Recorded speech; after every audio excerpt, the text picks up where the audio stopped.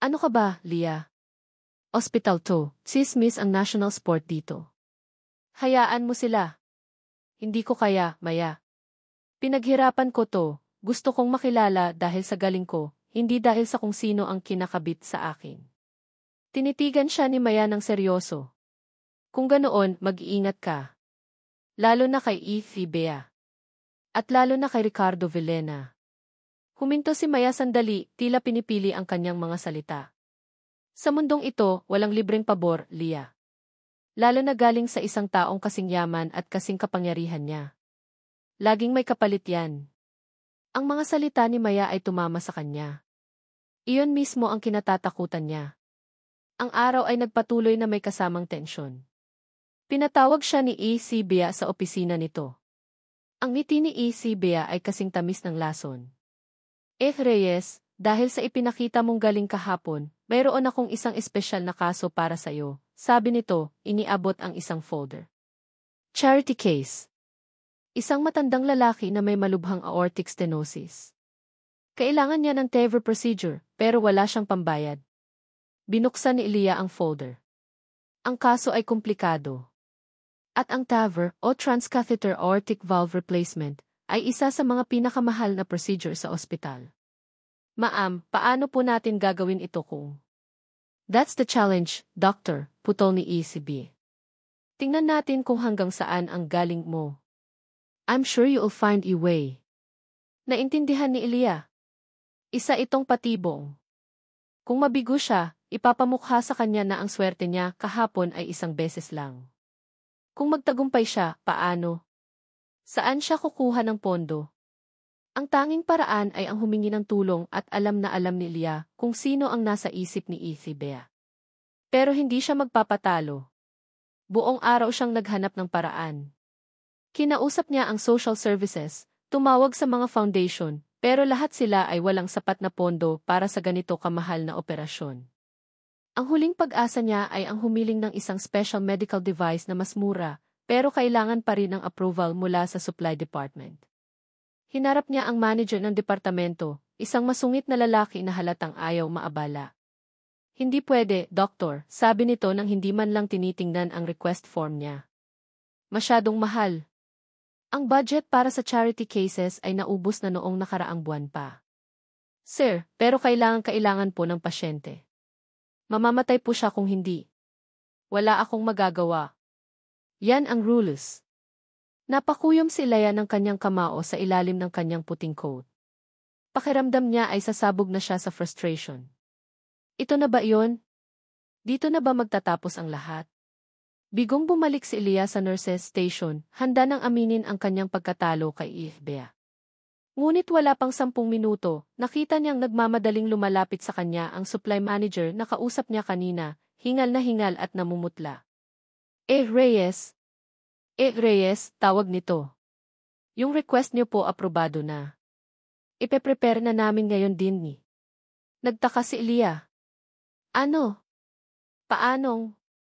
Yumuko ang manager, umiiwas ng tingin. Utos-utos po galing sa opisina ng chairman. Sa isang iglap, tumahimik ang paligid. Ang mga nurse na nag-uusap, ang mga residenteng nagbabasa ng chart, lahat sila ay napatingin sa kanya. Naramdaman ni Leah ang bawat pares ng mata na nakatutok sa kanya, puno ng paghusga. Ang chismis kaninang umaga ay bigla na lang naging isang katotohanang isinasampal sa mukha niya. Hindi siya nakagalaw. Ang tagumpay ay mailasang abo sa kanyang bibig. Gabi na nang lulugo-lugo siyang naglakad papunta sa parking lot.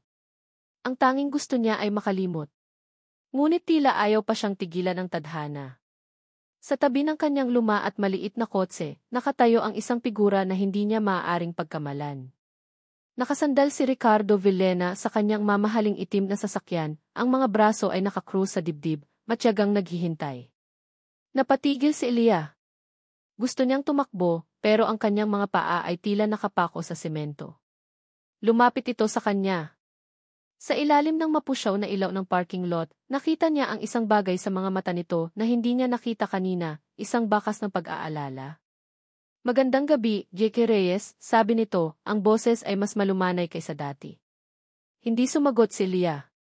Para sa mahusay mong trabaho kanina, sabi ni Rico at may iniabot sa kanyang isang maliit at eleganteng kahon. Nag-alinlangan si Ilya pero kinuha niya ito at binuksan. Sa loob, nakahimlay sa isang bed of velvet, ay isang magandang fountain pen na gawa sa pilak. Simple pero halatang napakamahal. Iyon na ang huling patak. Ang lahat ng kanyang inis, hiya, at frustration sa buong araw ay sumabog. Mabilis niyang isinara ang kahon at itinulak pabalik sa mga kamay ni Rico. Ang kanyang mga mata ay nag-aapoy sa galit. Enrique Villena, sabi niya, ang boses ay nanginginig sa pinipigilang emosyon. Hindi ko kailangan ng awa ninyo. Nagulat si Rico sa kanyang reaksyon. Hindi yan awa, Lia. Isayang. Hindi po ako si Lia sa inyo. Ako si Ike Reyes, pagtatama niya, ang bawat salita ay matalas. At hindi ko kailangan ng mga regalo ninyo. Kaya kong tumayo sa sarili kong mga paa. Salamat sa tulong ninyo kanina, pero sana hindi na maulit pa. Tinalikuran niya ito, hindi na hinintay ang sagot. Mabilis siyang pumasok sa kanyang kotse at pinaharurot ito paalis. Sa kanyang rearview mirror, nakita niya si Ricardo Villena na naiwang nakatayo roon, mag-isa sa ilalim ng ilaw, hawak ang kahon na naglalaman ng regalong tinanggihan niya. Naiwang nakatayo si Rico Villena sa gitna ng parking lot, ang malamig na hangin ng gabi ay dumadampi sa kanyang mukha. Hawak pa rin niya ang maliit na kahon, ang bigat nito sa kanyang palad ay tila kabigatan ng buong mundo. Hindi ko kailangan ng awa ninyo. Ang mga salita ni Ilya ay umuulit sa kanyang isipan, bawat isa ay parang isang sampal. Awa. Kung alam lang niya. Kung alam lang niya na ang huling bagay na nararamdaman niya para sa kanya ay awa. Pumasok si Rico sa kanyang kotse at isinandal ang ulo sa manibela. Napapikit siya. Sa dilim ng kanyang isipan, isang imahe ang malinaw na lumitaw, hindi ang imahe ng isang matapang at palaban na doktora, kundi ng isang maliit na sanggol sa loob ng isang inkubator. Isang sanggol na may sugat sa dibdib, humihinga ng may kahirapan, nakikipaglaban para sa kanyang buhay. Aliana, bulong niya sa sarili. 26 na taon na ang nakalipas, pero parang kahapon lang. Naaalala pa niya ang pakiramdam ng desperasyon sa ospital na iyon, ang takot sa mga mata ng ama ni Ilya, at ang bigat ng kasalanan sa balikat ng sarili niyang ama.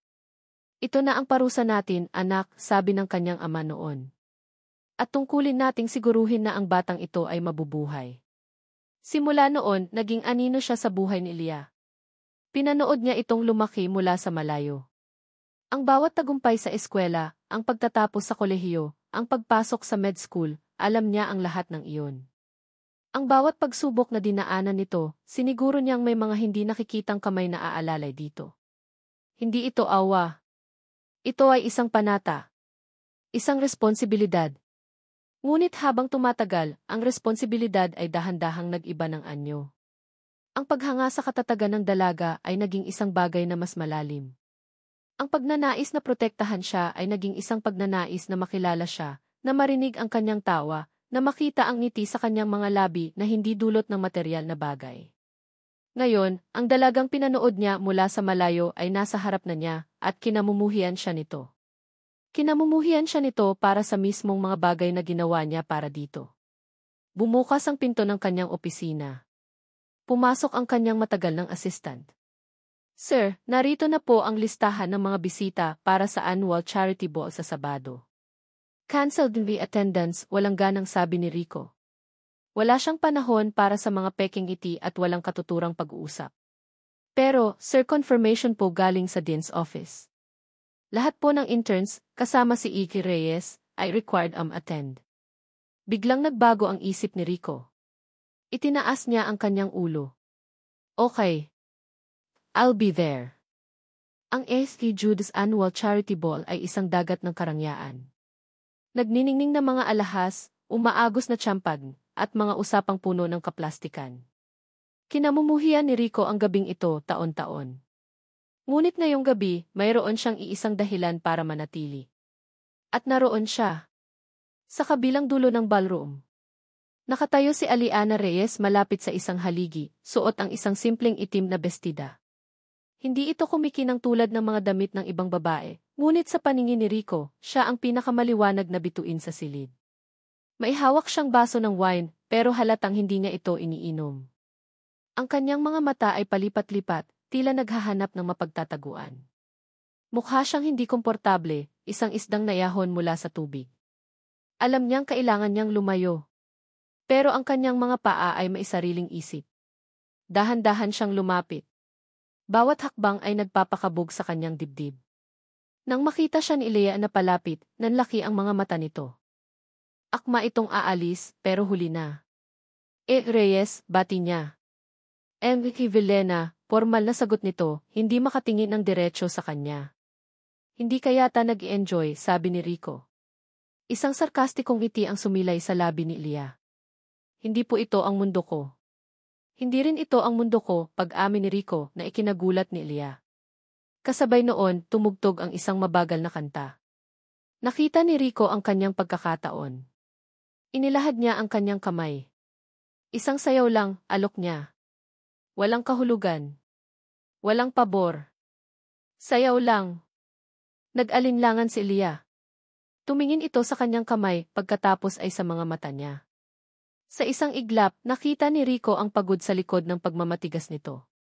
Sa huli, dahan-dahan nitong inilagay ang kamay sa palad niya. Ang pagdampi ng kanilang mga balat ay nagpadala ng kuryente sa buong katawan ni Rico. Dinala niya si Leia sa gitna ng dance floor. Ang mga bulungan ay nagsimula agad, ngunit binaliwala niya ang mga ito. Inilagay niya ang isang kamay sa baywang ni Leia, at ang isa naman ay mahigpit na humawak sa kamay nito. Napakalapit nila sa isa't isa, amoy niya ang banayad na amoy ng shampoo nito. Sa unang pagkakataon, hindi sila ang chairman at ang intern. Sila ay isang lalaki at isang babae lamang, na dahan-dahang gumagalaw sa saliw ng musika. Bakit mo ginagawa to? Bulong ni Leia, sapat lang para marinig niya. Dahil gusto ko, simpleng sagot niya. Sa sandaling iyon, ang pader na itinayo ni Leia sa pagitan nila ay tila gumuho.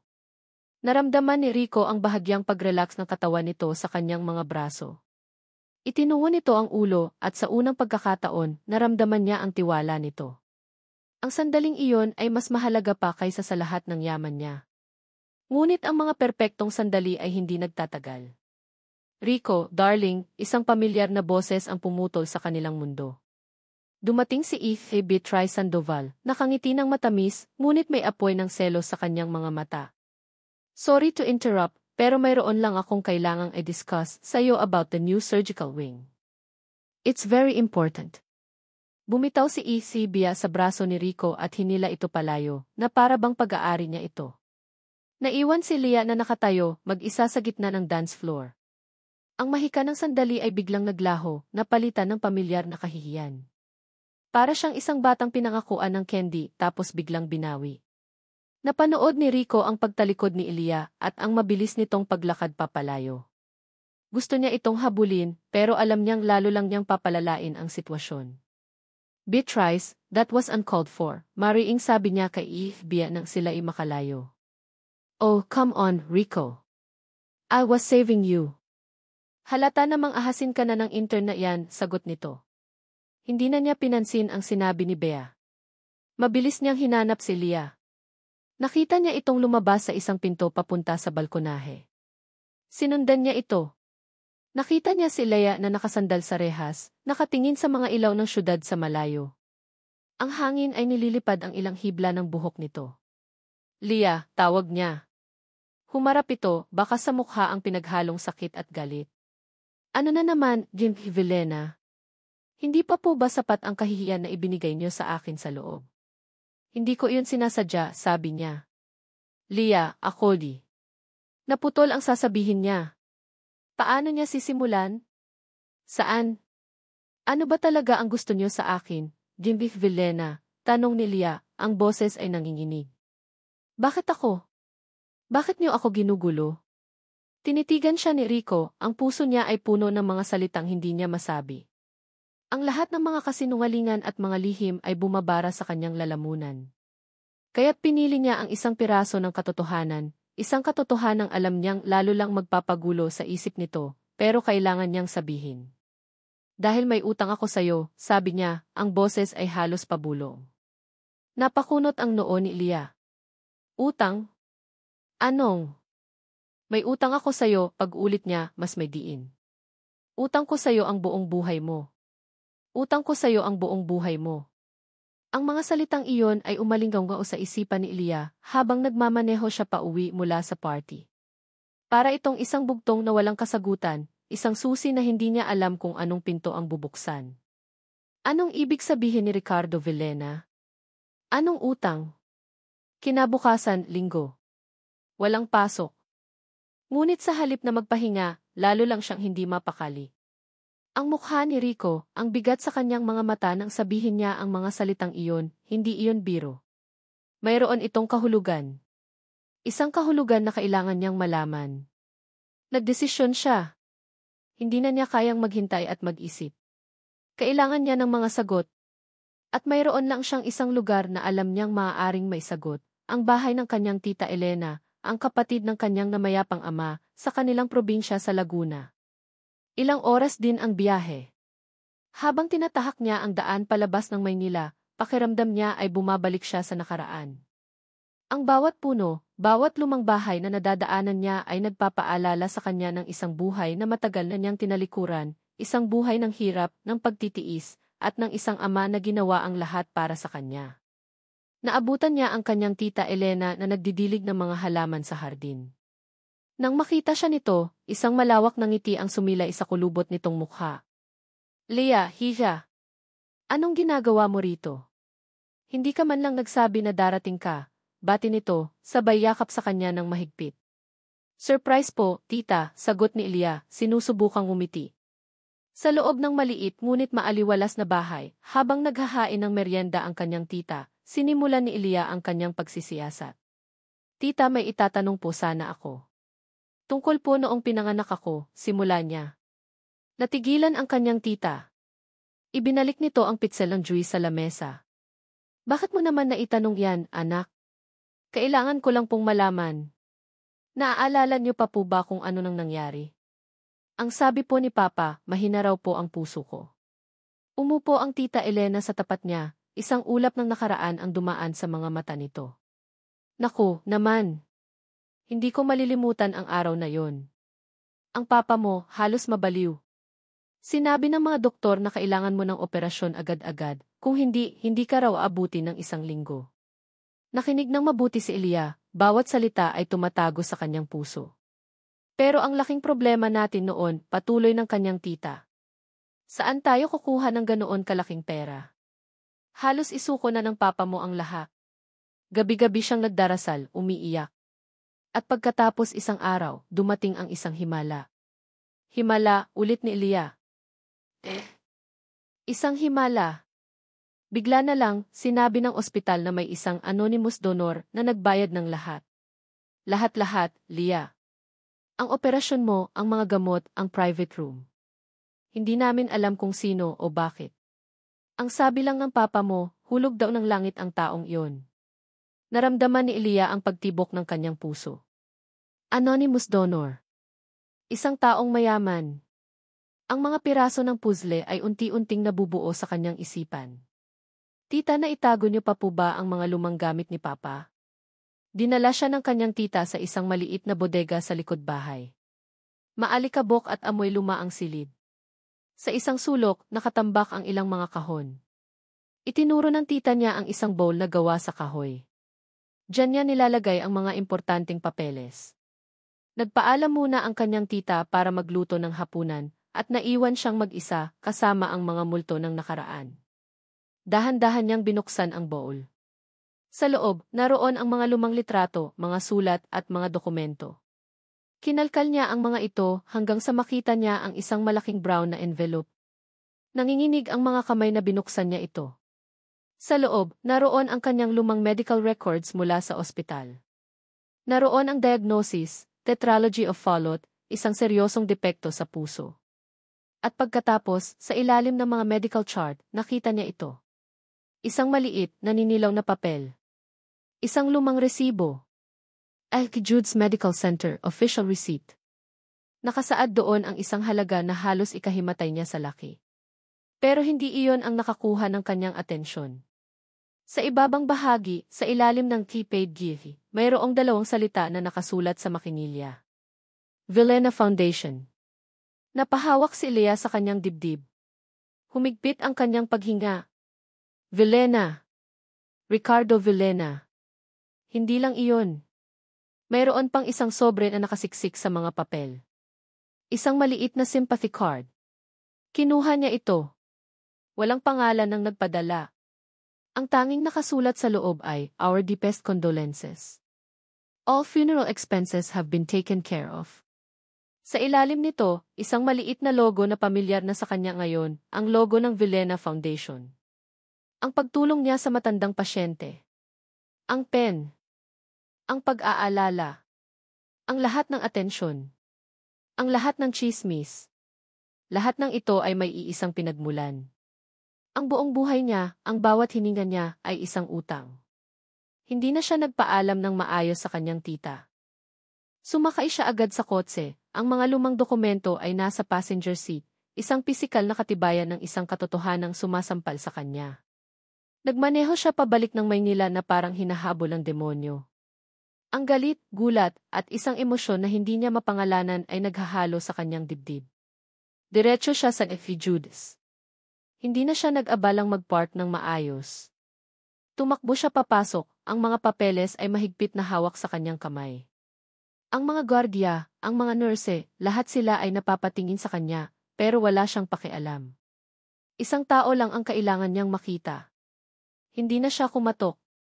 Itinulak niya ng malakas ang pinto ng opisina ng chairman. Naroon si Ricardo Villena, nakaupo sa kanyang malaking lamesa, nagbabasa ng mga dokumento. Nag-angat ito ng tingin, nagulat sa bigla niyang pagpasok. Hindi nagsalita si Elia.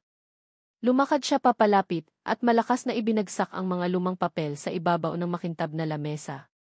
Ang resibo at ang sympathy card ay dumula sa ibabaw. Napatingin si Rico sa mga papel.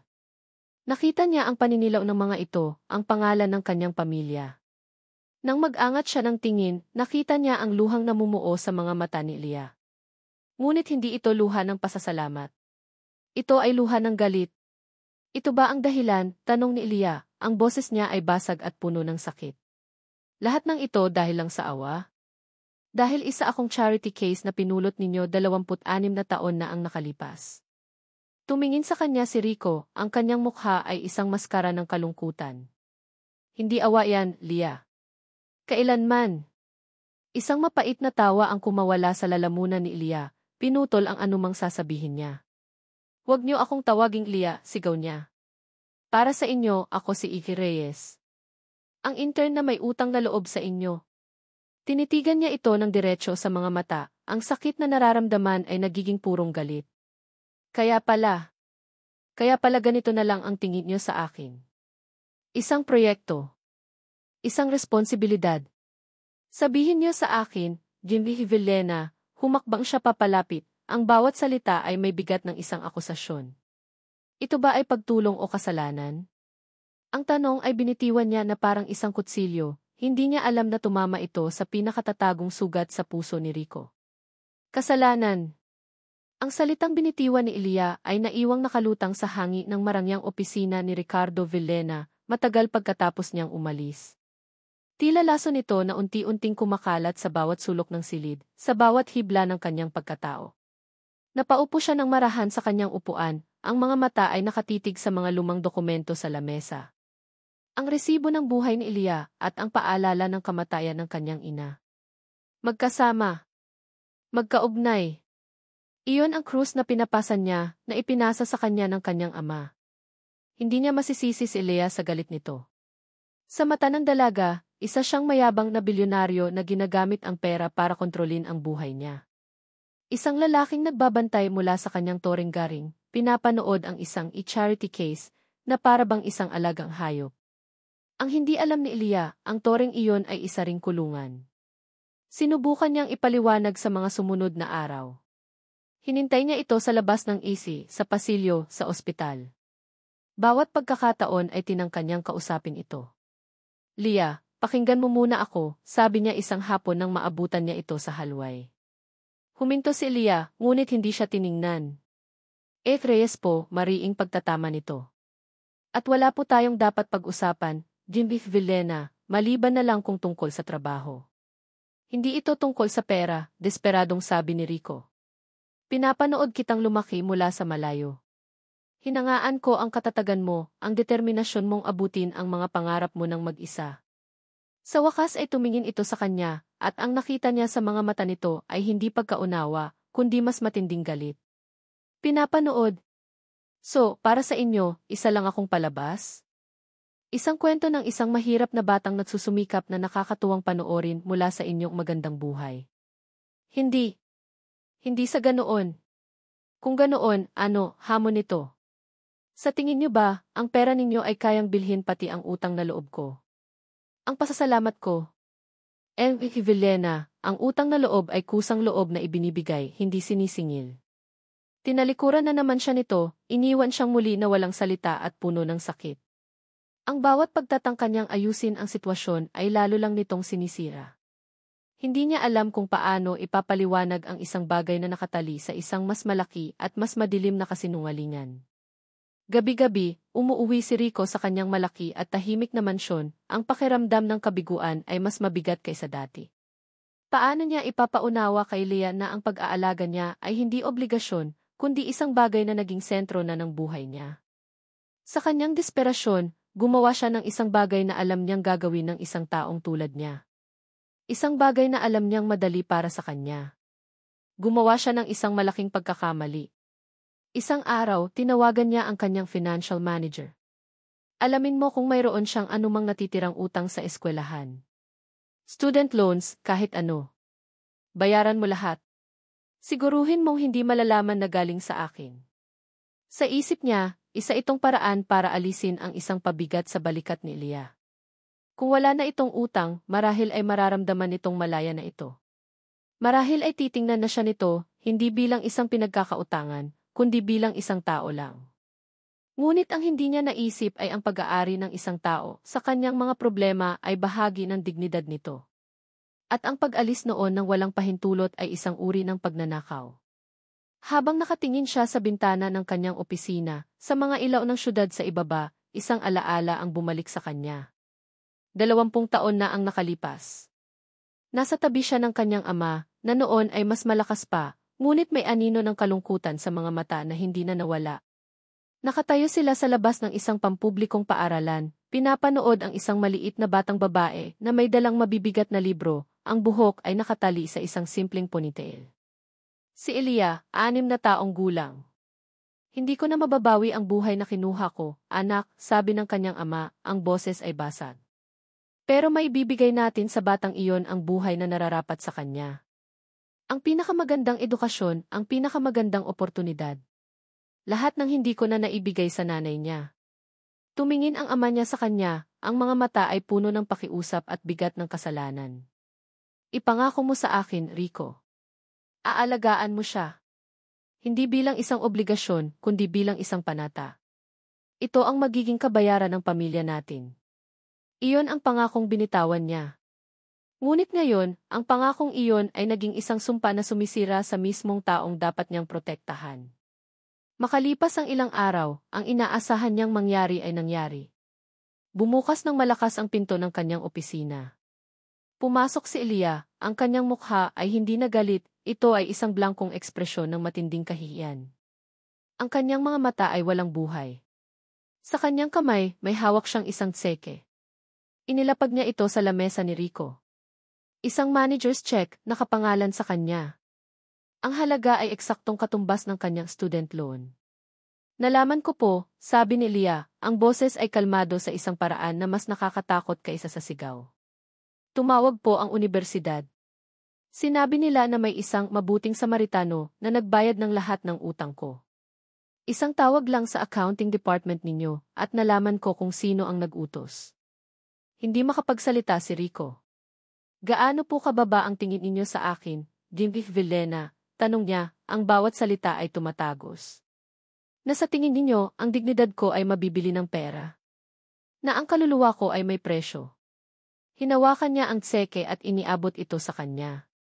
Narito na po. Lahat ng huling sentimo na ipinahiram ninyo sa akin. Ibinabalik ko po sa inyo. Leah, hindi. Mas gugustuhin ko pong mabaon sa utang habang buhay kaysa tumanggap ng kahit isang kusing mula sa inyo, sabi niya, ang kanyang boses ay nagkalamat sa unang pagkakataon. Dahil ang bawat sentimo mula sa inyo ay may kasamang paalala na wala akong kwenta kung wala ang pera ninyo. Tinalikuran na niya ito. Ngunit bago siya lumabas ng pinto, huminto siya at nagsalita ng hindi lumilingon. Mula ngayon, Jimmy Villena, isang bagay lang po tayo. Ako ang empleyado ninyo at kayo ang boss ko. Wala nang iba. At pagkatapos ay umalis na siya, isinara ang pinto ng marahan na mas masakit pa kaysa sa isang malakas na kalabog. Naiwan si Rico, nakatitig sa tseking nasa kanyang kamay. Ang papel na dapat sana ay magpapalaya kay Leah ay naging pader na tuluyang naghiwalay sa kanila. Ang bigat ng kasalanan na ipinamana sa kanya ng kanyang ama ay nadagdagan pa ng bigat ng sarili niyang pagkakamali. Ang mga sumunod na linggo ay naging isang malabong panaginip para kay Leah. Gumigising siya bago pa sumikat ang araw, pumapasok sa ospital na parang isang sundalong papunta sa gyera, at umuuwi kapag ang buwan na ang naghahari sa langit. Ang kanyang mundo ay lumiit, naging ang mga pasilyo ng AC Judas, ang amoy ng antiseptic, at ang walang katapusang mga medical chart. Nagtayo siya ng isang pader sa paligid niya. Isang pader na gawa sa profesionalismo at malamig na pakikitungo.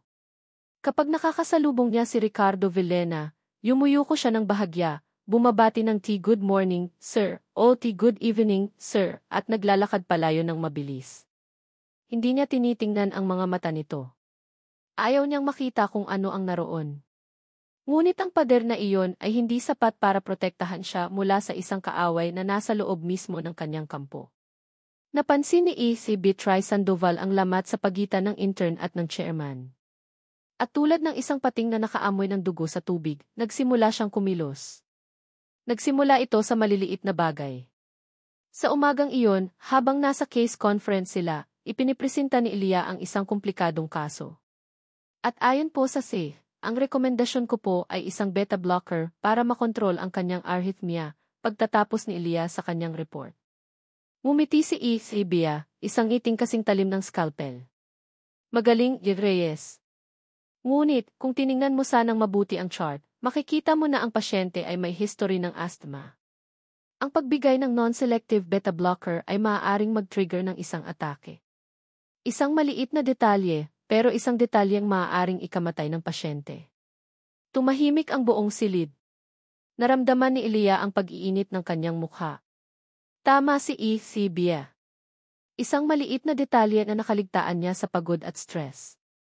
Isang pagkakamali na hindi dapat nangyari.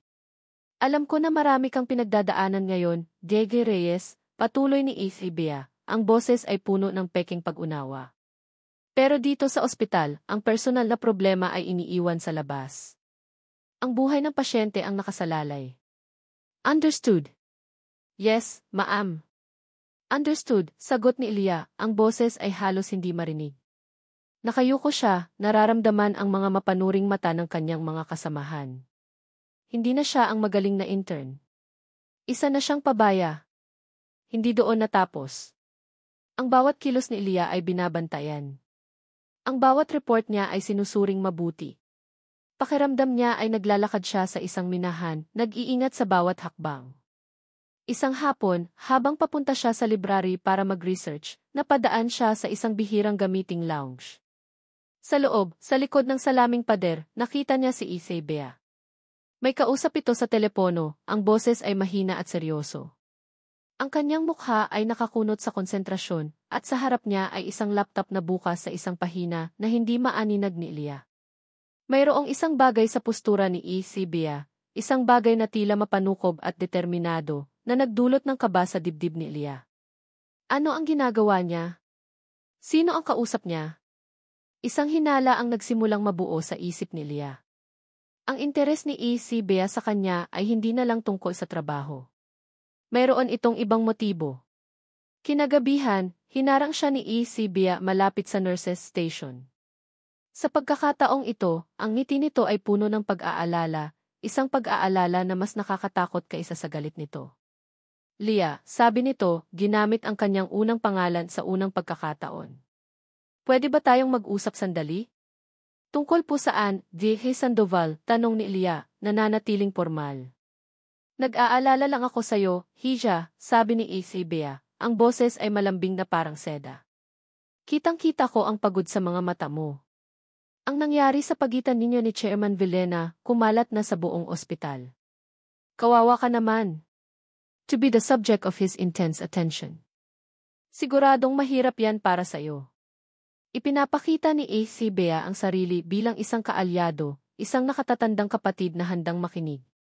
Ngunit alam ni Leah na isa itong bitag. Hinihintay lang ni AC Bea na magkamali siya ng salita, na magbigay ng impormasyon na magagamit laban sa kanya. Ayos lang po ako, G.V. Sandoval. Salamat po sa inyong pag-aalala, malamig na sagot ni Leah.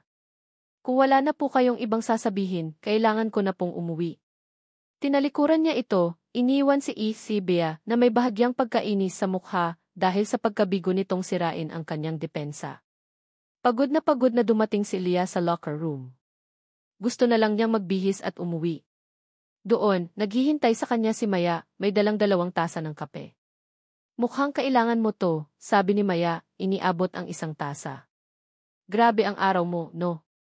Tumango lang si Leah at humigop ng mainit na kape. Hindi mo alam kung gaano, bulong niya.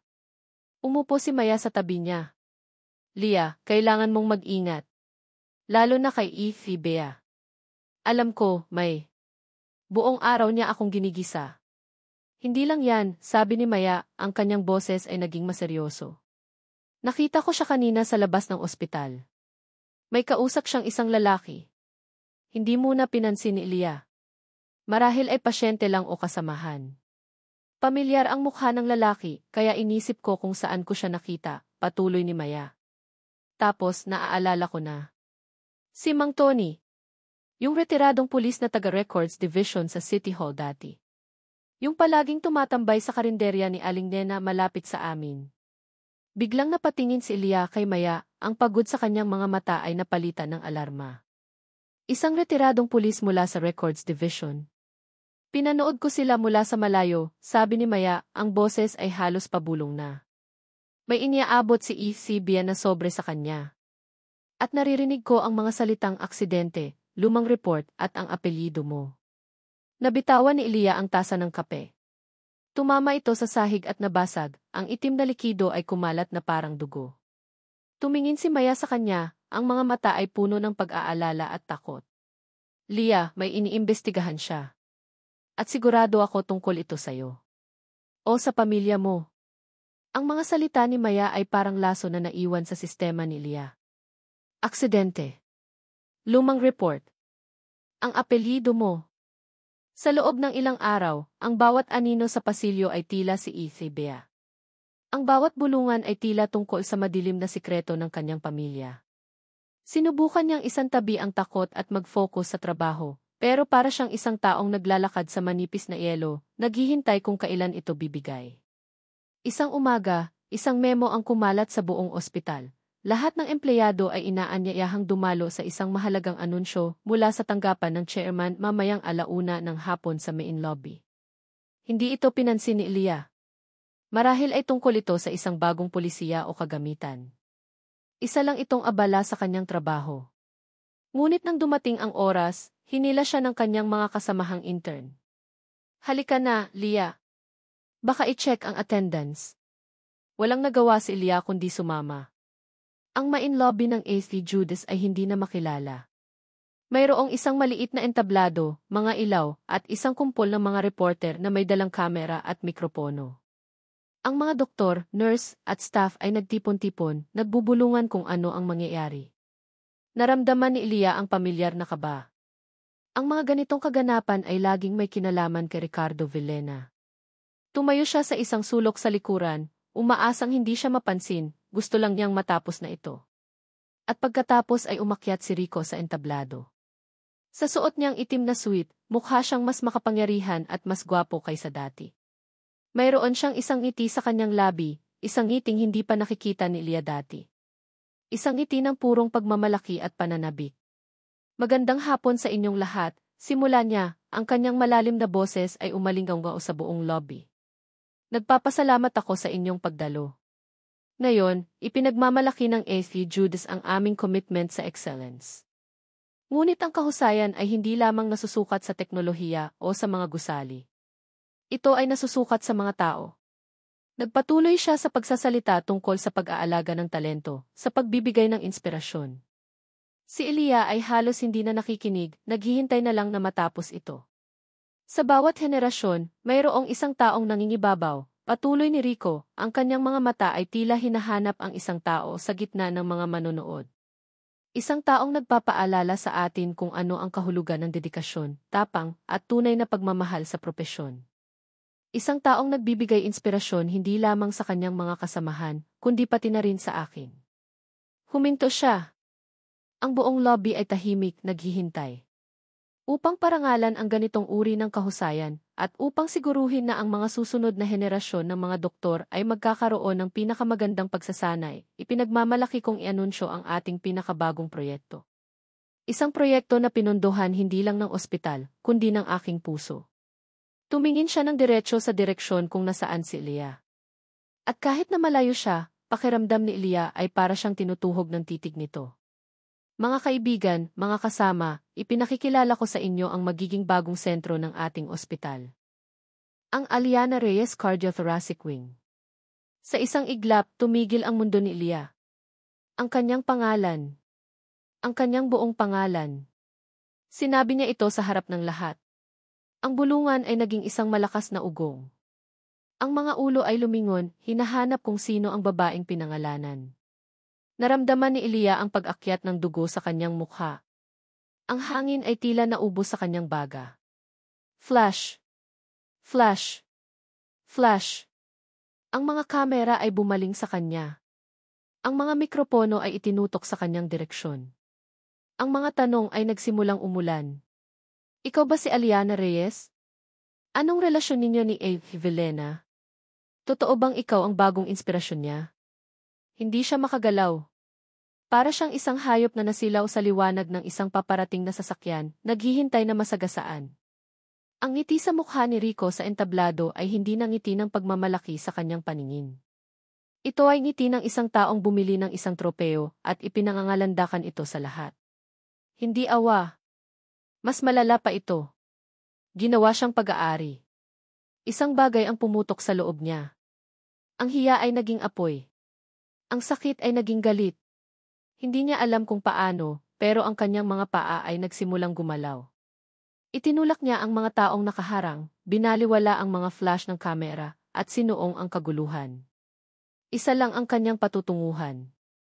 Nakita niya si Rico na bumababa na sa entablado, sinalubong ng mga board member. Hinila niya ito sa braso, ang kanyang pagkakahawak ay mahigpit at puno ng galit. Nagulat si Rico. Lia, anong? Sa labas, utos niya, ang boses ay mababa at nanginginig.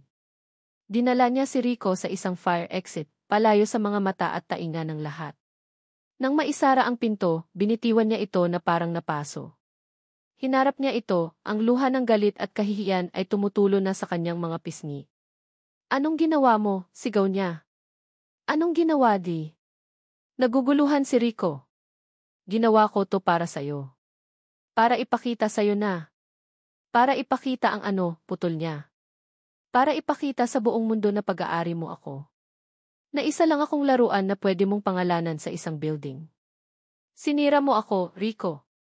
Sinira mo ang pangalan ko. Sinira mo lahat ng pinaghirapan ko.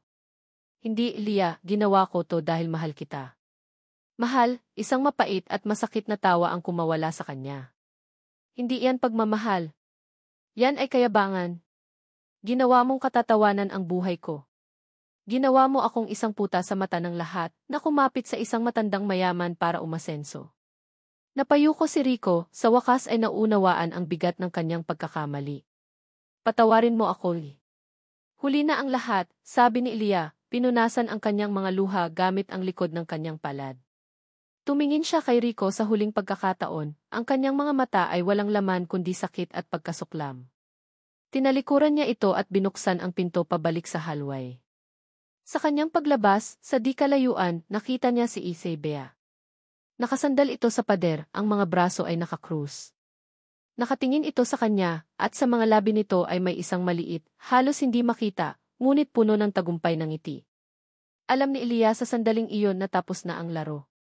Nanalo si Bea. Dahan-dahang naglakad si Ilya papunta sa locker room. Ang bawat hakbang ay mabigat. Ang bawat paghinga ay masakit. Umupo siya sa harap ng kanyang locker, kinuha ang kanyang cellphone, at nagsimulang mag-type. Resignation letter. Pagkatapos, lumabas siya at naglakad papunta sa opisina ni Beatrice Sandoval. Kumatok siya at pumasok. Nakataas ang kilay ni Bea, naghihintay. Walang sinabi si Ilya. Inilapag niya ang kanyang cellphone sa lamesa ni Bea. Ang screen ay nagpapakita ng kanyang resignation letter. Hindi na ako pwedeng magtrabaho dito, sabi ni Ilya, ang boses ay walang emosyon. Kinuha niya ang kanyang at inilapag ito sa tabi ng cellphone. Pagkatapos, tumalikod siya at naglakad palabas, hindi na lumingon pa. Ang katahimikan sa opisina ni Ricardo Villena ay mas malakas pa kaysa sa anumang sigaw. Nakatayo siya sa harap ng malaking bintanang salamin, nakatanaw sa syudad na parabang pag-aari niya, ngunit sa loob niya, gumuho na ang lahat. Ang resignation letter ni Ilya, na formal na inihatid sa kanya ni Beatrice Sandoval na may kasamang isang matagumpay na ngiti, ay nakapatong sa kanyang lamesa. Isa itong puting bandila na sumisimbolo sa kanyang tuluyang pagkatalo. Sinira mo ako. Ang mga salita ni Ilya ay umuukit sa kanyang utak. Hindi niya sinadyang sirain ito. Sa baluktot niyang paraan, gusto niya itong itayo. Gusto niyang ipagmalaki sa mundo ang babaeng hinahangaan niya mula sa malayo. Ngunit ang pagmamalaki ng isang bilyonaryo ay kayabangan sa mata ng isang taong ang tanging yaman ay ang kanyang dignidad. At ngayon, nawala na ito. Umalis na si Ilya. At sa pag-alis nito, para siyang nawala ng isang bahagi ng kanyang sarili na hindi niya alam na taglay pala niya. Isang pakiramdam ng desperasyon ang bumalot sa kanya, isang pakiramdam na hindi pamilyar sa isang taong sanay na nakukuha ang lahat ng gusto niya. Hindi siya maaaring sumuko. Hindi pa. Mayroon pang isang bagay na mas malalim, isang sikretong hindi pa nalalaman ni Ilya. Isang sikretong kung malaman man ito, ay maaaring tuluyan ng maging abo ang anumang natitirang pag-asa. Nagmamadali siyang umalis sa ospital, iniwan ang lahat ng trabaho, at nagmaneho papunta sa lumang bahay ng kanilang pamilya, kung saan nakatira ang kanyang ama. Naabutan niya ang kanyang ama sa hardin, nakaupo sa isang wheelchair, nakatingin sa mga bulaklak ng rosas na dati paborito ng kanyang ina. Ang dating makapangyarihang patriarch ng pamilya Villena ay isa na lamang anino ng kanyang dating sarili, ginupo ng sakit at ng bigat ng isang kasalanang dinala niya sa loob ng halos 3 dekada. Papa, tawag ni Rico. Dahan-dahang lumingon ang matanda, isang blankong tingin ang nasa mga mata. Ricardo, anak. May kailangan po tayong pag-usapan, sabi ni Rico, umupo sa isang bangko sa tapat nito. Tungkol sa kanya, hindi ba, sabi ng matanda, na parabang alam na niya. Umalis na siya sa ospital, pa. Nag-resign na siya. Isang malalim na buntong hininga ang pinakawalan ng kanyang ama. Kasalanan ko ito. Kasalanan nating lahat. Hindi pa niya alam ang lahat, sabi ni Rico, ang boses ay naging pabulong. Tumingin siya sa mga mata ng kanyang ama. Itatanong ko lang po sana, pa. Alam na ba niya ang buong kwento? Ang tanong ay naiwang nakabitin sa hangin. Tumingin sa malayo ang kanyang ama, ang mga mata ay nanlabo dahil sa mga luhang hindi na kayang pumatak. Umiling ito ng marahan, isang pag-iling na puno ng sakit at pagsisisi. Hindi bulong nito. At sana, sa awa ng Diyos, hindi na niya malaman pa. Sa sandaling iyon, isang matinding takot ang gumapang sa puso ni Rico. Ang ginawa niyang anunsyo ay hindi lang isang pagkakamali. Isa itong malaking bato na inihagis niya sa isang tahimik na lawa, at ngayon, ang mga alon ay nagsisimula ng gumalaw, nagbabantang hukayin ang kung anong nakabaon sa ilalim. Habang si Rico ay nilalamon ng takot, si Beatrice Sandoval naman ay nasa gitna ng kanyang tagumpay. Nasa loob siya ng isang madilim at maalikabok na silid ng City Archives, ang amoy ng lumang papel ay nangingibabaw. Kasama niya si Mang Tony, ang retiradong pulis, na abala sa pag-scan ng mga lumang dyaryo sa isang microfilm reader. Sigurado ka ba sa petsang ito, ma'am? Tanong ni Mang Tony. Sigurado ako, sagot ni Bea, ang kanyang mga mata ay matamang nakatutok sa screen. Isang vehicular accident, 26 na taon na ang nakalipas. Ang biktima, isang babae. Ilang minuto pa ng paghahanap at pagkatapos ay huminto si Mang Tony. Heto na yata, ma'am. Lumapit si Bea, ang puso niya ay kumakabog sa pananabik. Sa screen, nakita niya ang isang lumang headline, bahagyang malabo ngunit nababasa pa rin. Trahedya ni Edsa, asawa ng karpintero, patay hit and run. Binasa niya ang artikulo. Isang babae, si Mirella Reyes, asawa ng isang karpinterong nagngangalang Antonio Reyes, ang nasawi matapos masagasaan habang tumatawid. Ang tsuper ng mamahaling kotse, na sinasabing isang kilalang negosyante, ay tumakas sa lugar ng krimen. Walang isinampang kaso dahil sa kakulangan ng testigo. Mirella Reyes, ang ina ni Aliana. Pero hindi iyon ang kanyang hinahanap. May isa pang detalye. Sa dulo ng artikulo, ayon sa isang hindi kumpirmadong source, ang sasakyang sangkot sa aksidente ay isang itim na Mercedes-Benz na may plakang G. Kinuha ni Bea ang isang piraso ng papel mula sa kanyang bag, nakasulat doon ang plate number ng kotse na nakarehistro sa ilalim ng pangalan ng ama ni Ricardo, 26 na taon na ang nakalipas. Nagtugma ito. Isang malamig at matagumpay na ngiti ang sumilay sa mga labi ni Beatrice. Checkmate, Ricardo. Ito na ang kanyang sandata. Ang pamatay na bala. Gabi na. Isang malakas na ulan ang bumubuhos sa buong Maynila. Nagmamadaling nagmaneho si Rico papunta sa address ng boarding house ni Elia. Desperado siya. Kailangan niya itong makausap. Kailangan niyang maunahan si Beatrice. Kailangan niyang sabihin ang katotohanan, gaano man ito kasakit. Huminto siya sa harap ng isang simpleng apartment building. Bumaba siya ng kotse, hindi na inalintana ang malakas na ulan na agad bumasa sa kanyang mamahaling suite.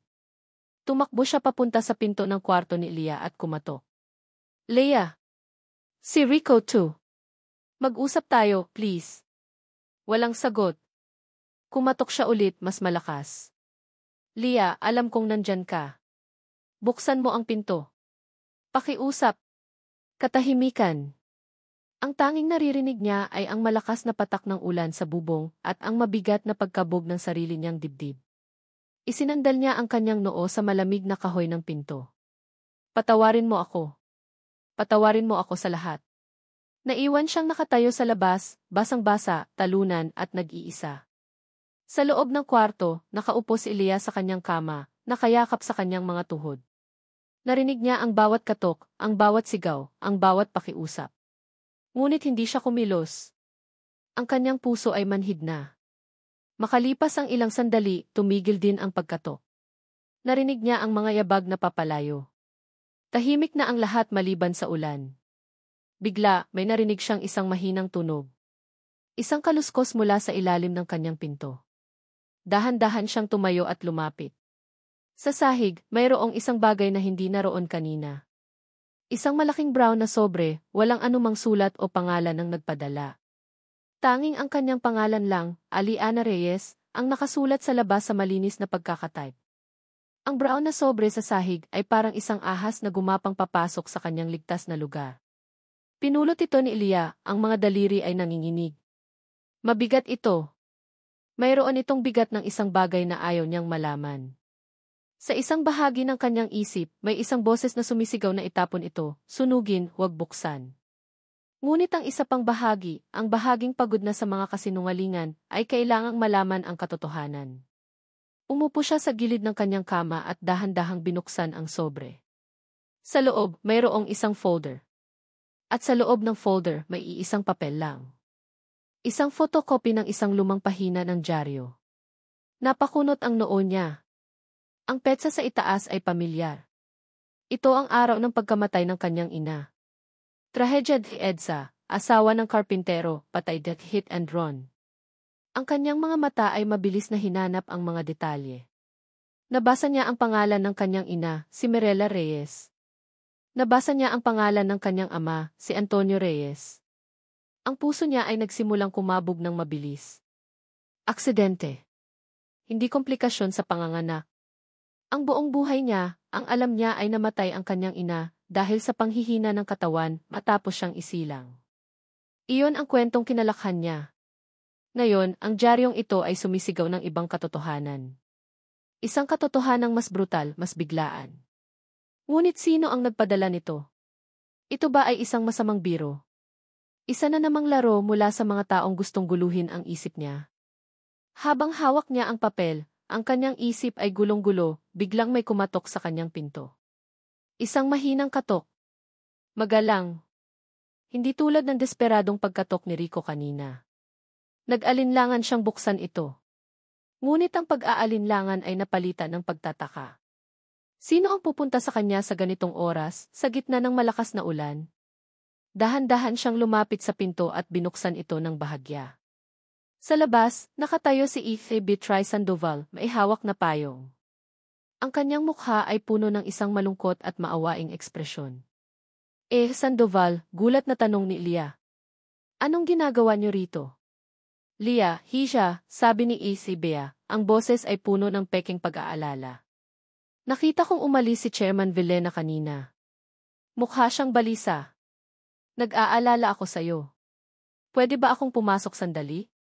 Hindi alam ni Elia kung ano ang iisipin.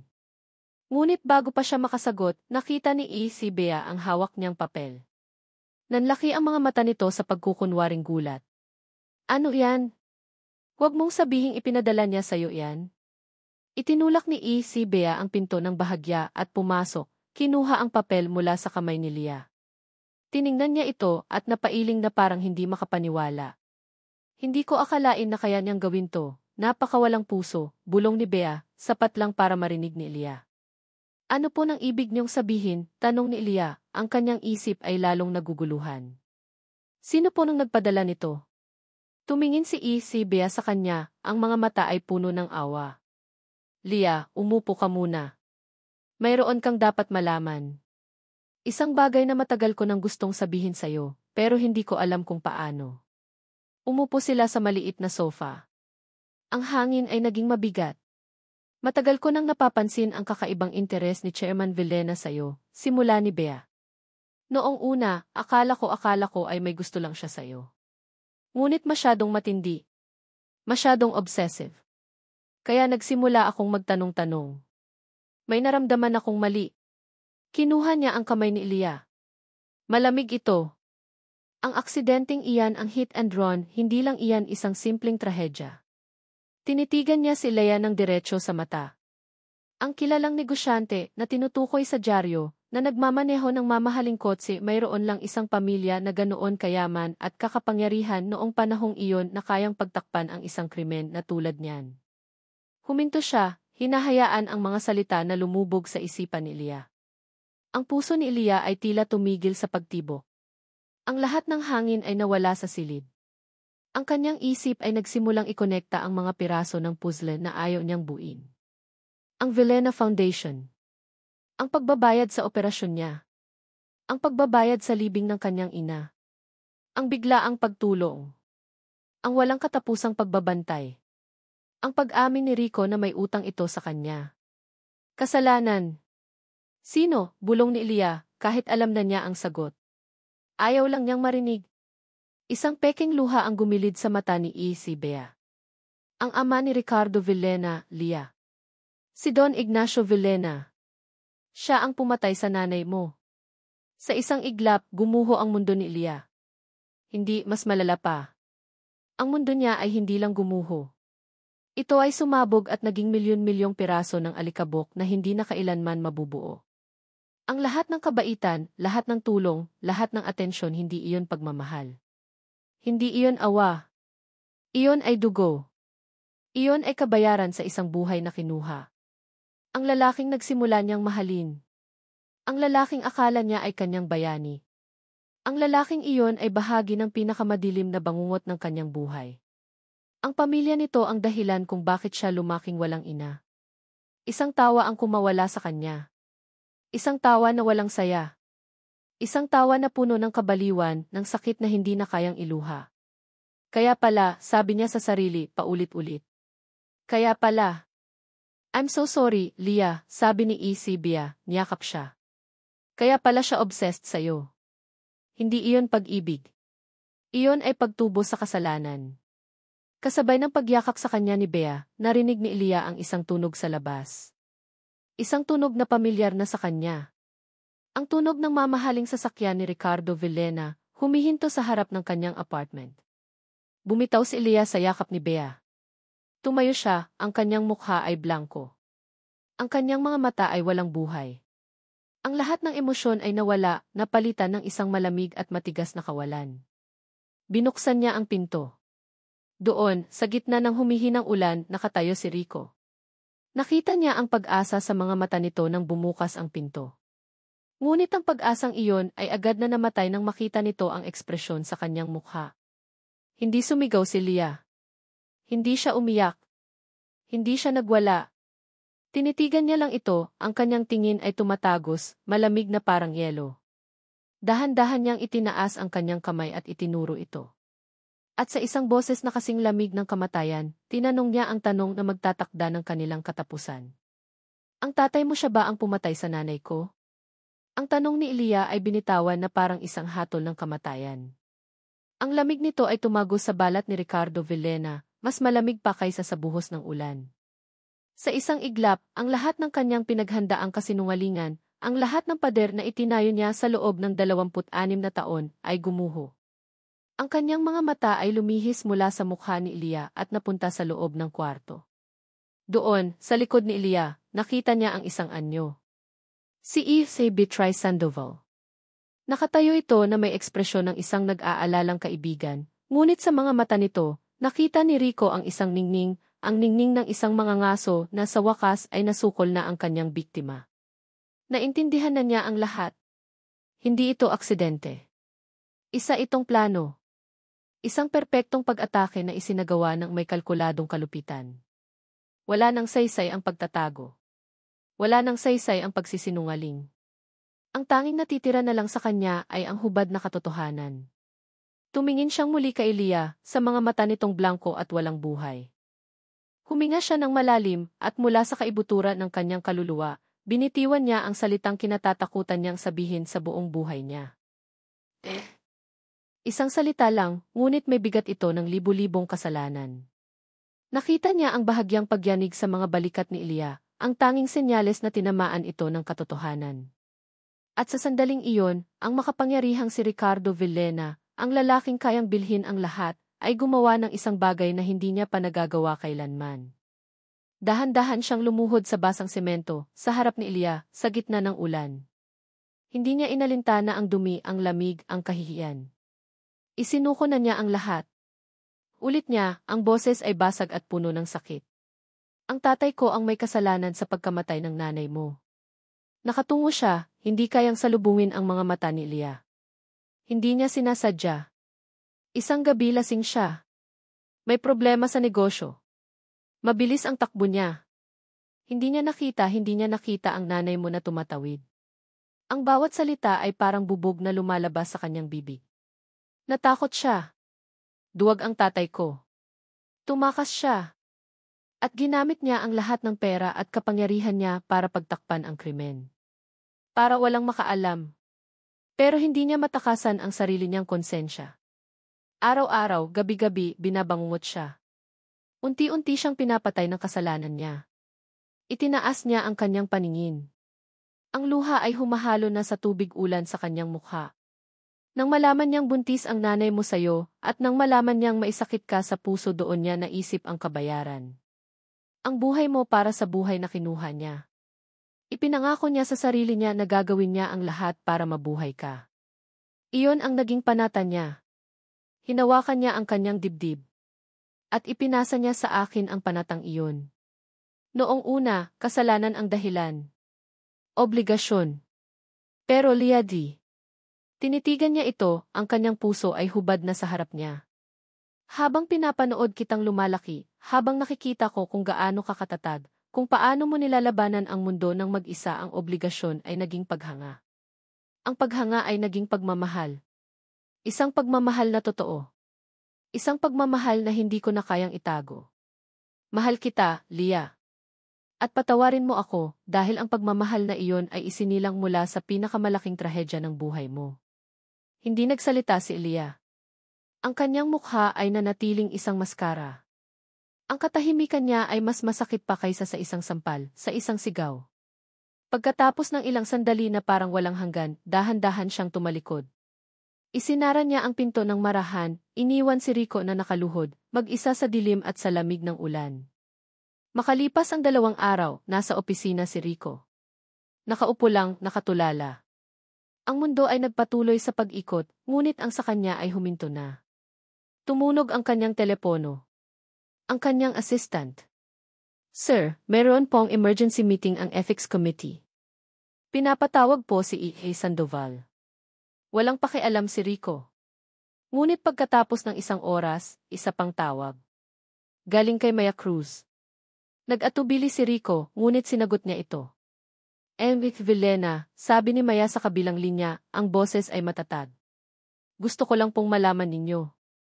Hindi po namin pinalagpas ang ginawa ni E.A. Sandoval kay Elia.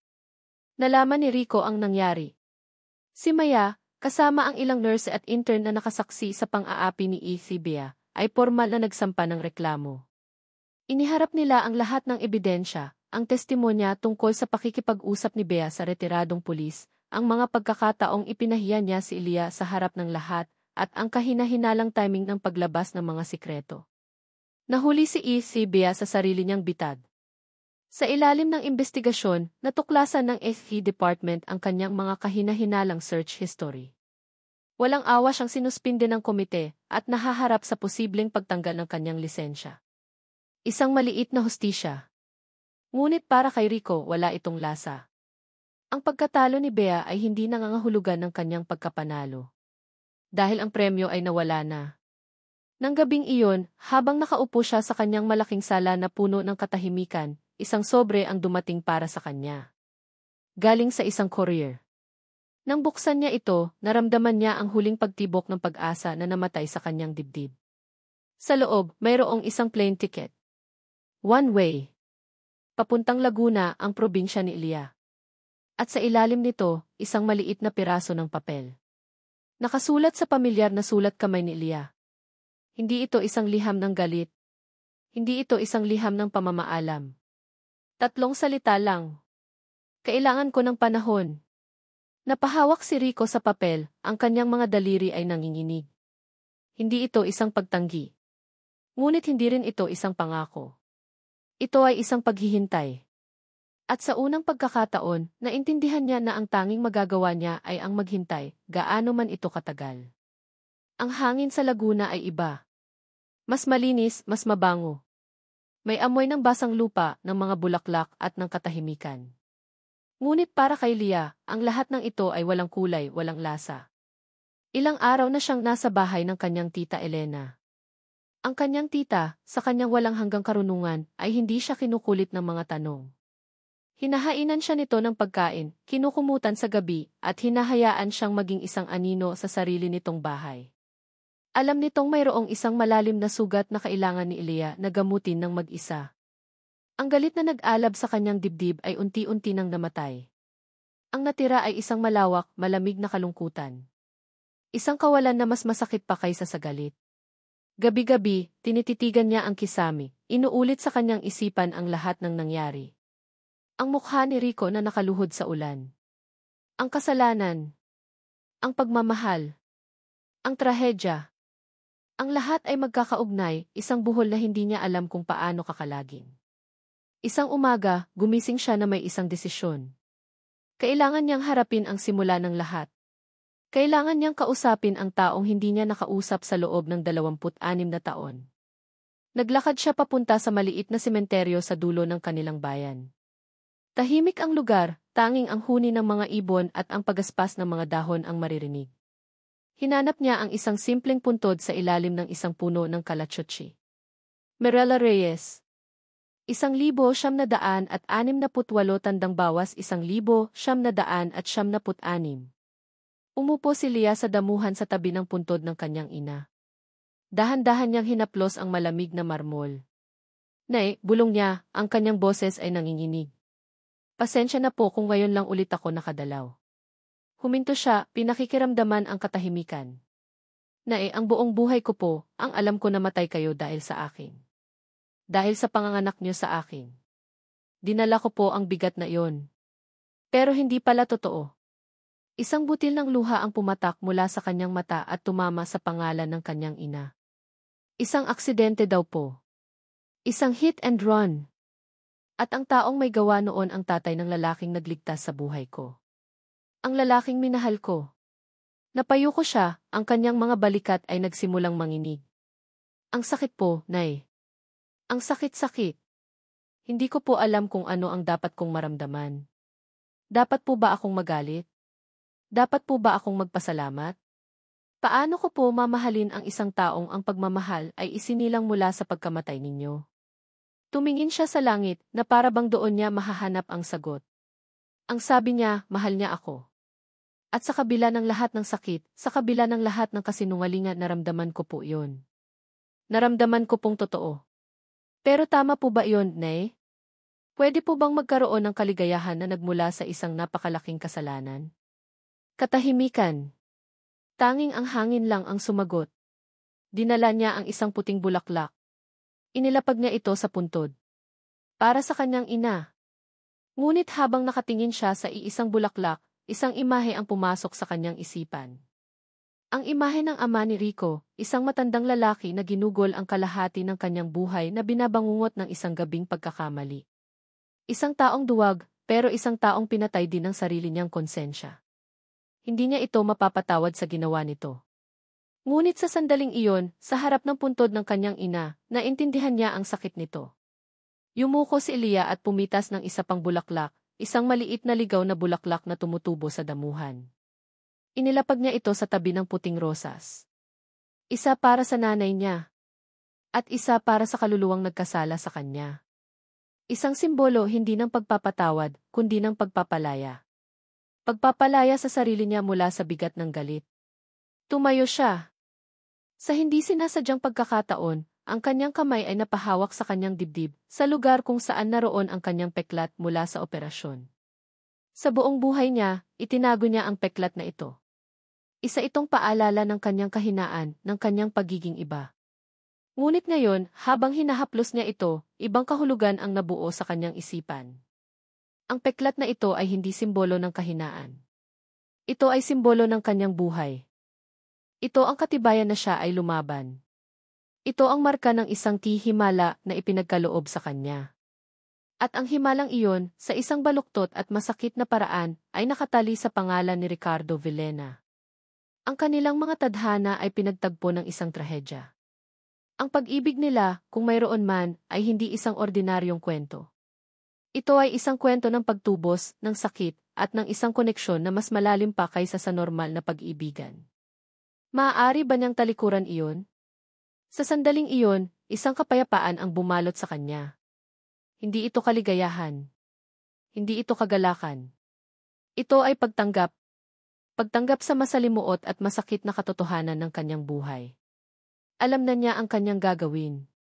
Kinuha niya ang kanyang cellphone mula sa bulsa. Hinanap niya ang numero ni Maya. "Hello, Leah. Kumusta ka na?" Sagot ni Maya, puno ng pag-aalala. "Maya," sabi ni Elia, ang kanyang boses ay kalmado at sa unang pagkakataon sa loob ng mahabang panahon, matatag. "Pabalik na ako ng Maynila." "Talaga? Ayos ka na ba?" "Hindi pa," pag-amin ni Elia. "Pero kailangan ko nang bumalik." Huminga siya ng malalim. "May isang tao akong kailangang harapin." Lumipas ang 3 buwan. Ang tag-araw ay naging tag-ulan, at ang mga alaala ay nagsimulang maging bahagi na lang ng nakaraan, tulad ng mga tuyong dahon na tinatangay ng hangin. Si Ricardo Villena ay hindi na ang chairman ng Effie Judas. Ang kanyang pangalan ay bihirang mabanggit sa mga business column. Ang kanyang mundo ay hindi na ang mga board meeting at mga press conference. Ang mundo niya ngayon ay ang lumang bahay ng kanilang pamilya, ang amoy ng gamot, at ang tahimik na pag-aalaga sa isang amang unti-unti nang nilalamon ng sarili nitong kadiliman. Nagbitiw siya sa lahat ng kanyang posisyon. Ibinenta niya ang karamihan sa kanyang mga ari-arian. Ang natira na lang ay ang bahay na ito at ang sapat na pera para sa pagpapagamot ng kanyang ama at para sa isang simpleng buhay. Sa unang pagkakataon, naramdaman niya ang pagiging ordinaryo. At sa pagiging ordinaryo, natagpuan niya ang isang uri ng kapayapaan. Tinanggap na niya. Tinanggap na niya na si Elia ay isang bituin na dumaan lang sa kanyang madilim na kalangitan. Na ang pag-ibig niya ay isang apoy na sinindihan para lang sunugin ang sarili niyang mundo. Tinanggap na niya na hindi na ito babalik. Ngunit bawat hapon, pagkatapos niyang alagaan ang kanyang ama, mayroon siyang isang ritual. Nagpupunta siya sa isang maliit at lumang simbahan malapit sa kanila. Isang simbahan na hindi dinarayo ng mga mayayaman. Doon, sa harap ng imahen ng Nazareno, hindi siya humihingi ng tawad para sa sarili niya. Hindi na. Tapos na siya roon. Ang tanging idinadalangin niya ay kapayapaan. Diyos ko, bulong niya sa katahimikan ng kanyang isip. Hindi po para sa akin. Para po sa kanya. Nasaan man po siya ngayon, sana po ay bigyan ninyo ng kapayapaan ang kanyang puso. Sana po ay maging masaya siya. Iyon lang po ang hihilingin ko. Iyon ang kanyang huling koneksyon kay Elia, ang pagdarasal para sa kaligayahan nito, isang kaligayahang alam niyang hindi na siya magiging bahagi. Bumaba si Aliana Reyes mula sa isang bus na galing probinsya. Ang hangin ng Maynila ay kasing gulo at kasing ingay pa rin, ngunit sa pagkakataong ito, hindi na siya natatakot dito. Naglakad siya ng may determinasyon. Ang kanyang mga hakbang ay hindi na nag-aalinlangan. Ang mga nakaraang buwan sa probinsya ay nagbigay sa kanya hindi ng mga sagot, kundi ng lakas. Ang lakas na tanggapin ang isang masalimuot na katotohanan. Hindi siya pumunta sa mansyon ng mga Vilena. Hindi siya pumunta sa kay Judas. Alam niya kung saan niya hahanapin ang lalaking nagpabago sa kanyang mundo. Isang tawag lang kay Maya na narinig ang balita mula sa isang dating kasamahan at nalaman niya ang tungkol sa maliit na simbahan. Nang marating niya ang simbahan, huminto siya sa labas ng pinto. Huminga siya ng malalim. Ang kanyang puso ay kumakabog ng malakas, ngunit hindi na ito dahil sa galit o takot. Ito ay ang kaba ng isang taong haharapin na ang kanyang tadhana. Pumasok siya sa loob. Ang simbahan ay tahimik at malamig. Ang ilaw mula sa mga stained glass na bintana ay lumilikha ng mga kulay sa sahig na bato. At doon, sa isa sa mga upuan sa harapan, nakita niya ito. Nakaupo si Ricardo Vilena, mag-isa. Hindi siya nakasuot ng mamahaling suit, kundi isang simpleng polo shirt at pantalon. Nakayuko ito, malalim ang iniisip. Kung hindi mo siya kilala, aakalain mong isa lang siyang ordinaryong tao na naghahanap ng kasagutan. Dahan-dahang naglakad si Elia sa pasilyo, ang tunog ng kanyang mga yabag ay bahagyang umalingaw sa katahimikan. Hindi siya napansin ni Rico. Masyado itong abala sa sarili niyang panalangin. Umupo si Elia sa tabi nito. Hindi siya nagsalita. Hindi niya kailangang magsalita. Sa isang iglap, naramdaman ni Rico ang isang presensya sa kanyang tabi. Isang pamilyar na init. Dahan-dahan siyang lumingon at ang kanyang mundo ay tumigil sa pag-ikot. Leandri. Ang pangalan niya ay isang bulong, puno ng pagtataka at kawalan ng paniniwala. Para siyang nakakita ng isang multo, isang pangarap na biglang nagkatotoo. Ngumiti si Elia, isang ngiting mahiyain ngunit totoo. Ang unang totoong ngiti na nakita niya mula rito. At pagkatapos, ginawa niya ang isang bagay na nagpabago sa lahat. Dahan-dahan niyang inilagay ang kanyang kamay sa ibabaw ng kamay ni Rico na nakapatong sa bangko. Ang init ng kanyang palad ay parang isang kuryenteng gumising sa natutulog na puso ni Rico. Napatingin siya sa kanilang mga kamay na magkapatong at pagkatapos ay sa mga mata ni Elia. Ang mga mata ni Elia ay hindi na blanko. Mayroon ng liwanag doon. Isang liwanag ng pagtanggap at ng isang bagay na mas malalim. Ang pag-ibig natin, mahinang sabi ni Elia, ang boses ay matatag. Masama ang naging simula. Puno ng sakit at kasinungalingan.